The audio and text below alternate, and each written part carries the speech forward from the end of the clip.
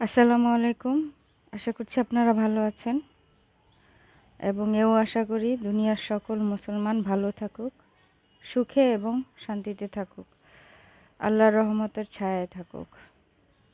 আর আমার ছেলের ভিডিও দেখলাম অনেকেই দেখেছেন, তাদের জন্য শুকরিয়া জ্ঞাপন করছি তাদের কাছে।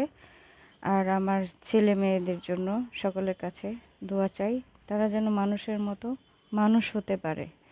আমার কাছে সবচেয়ে বড় কথা হলো মানুষের মতো মানুষ হওয়া। কত বেশি লেখাপড়া করলো, কত কিছু, it doesn't matter. I think so. যাই হোক, আমার লেখা একটি কবিতা এখন আবৃত্তি করব। আর আমার সন্তানদের জন্য আর আমার জন্য সবাই দোয়া করবেন, সবাই ভালো থাকবেন। কবিতাটির নাম লিখেছিলাম সহানুভূতি। এখন আবৃত্তি করব। সমব্যথী অথবা সমবেদনা, পারলে এই দুটো শব্দকে তাড়িয়ে দিতাম। এ তো মিথ্যে বই কিছু নয়। যার সন্তান মারা যায়, তার দুঃখের সমান দুঃখের ভার কি আমার বহন করা সম্ভব? তেমনি মুখে মুখেই চল থেকে যায় সমান অধিকার। যদিও বা জানি আইন সবার জন্য সমান, শুধু গরিবের সঙ্গী নয়। কেন এত মিথ্যা চারিপাশ? যখন আল্লাহ বলেছেন তিনি মিথ্যাকে সত্যকে দিয়ে ছুঁড়ে ফেলেন। আসলে সমান হয় না কোনো কিছুই। আমার দেখার ভুলই হয়তো বা।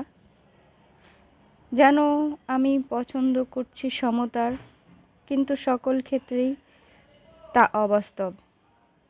যেমন প্রত্যেকটা শব্দই আমি চিনি, তবুও প্রতিটা শব্দ সমান নয়। আমি এও জানি এই সময় আর আদিকালের সময় সমান নয়। তবুও মিল খুঁজে পাই আলেয়ার ভালোবাসা সিরাজউদ্দৌলার জন্যে, মিল খুঁজে পাই মির্জাফরের কাণ্ডে। সেকাল একাল কতই না তফাৎ, তবুও মানুষ হতে পারলাম না। কি যেন নেই মোদের, কি যেন নেই মোদের।